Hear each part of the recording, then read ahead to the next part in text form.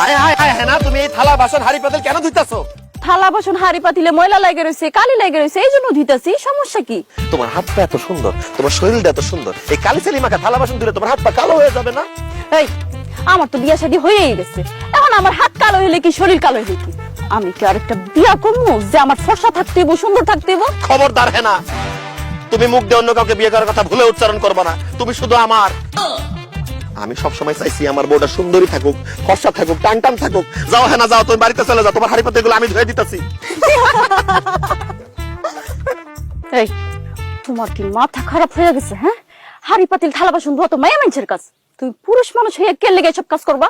আমার বউ আমার চোখের সামনে এত কষ্ট করবে, এটা আমি মেনে নিতে পারবো না। শোনো হ্যাঁ না, তুমি থাকবা আরামে, আমি থাকবো বেড়ামে। আমি করবো তোমার কাজ, তোমার কাজ শুধু আমাকে ভালোবাসা। খবরদার আমার লোক একদম পিঠা পিরিত দেখাইবে না। তুমি বাড়িতে যাও তো, বাড়িতে যাও। আমি এসব হাড়ি পাতিল বিয়া গোসলটা করে বাড়িতে আইতেছি। তুমি দেখতেছো না ভাবিরা কেমন আম করে দেখে মিট মিট করে হাসতেছে?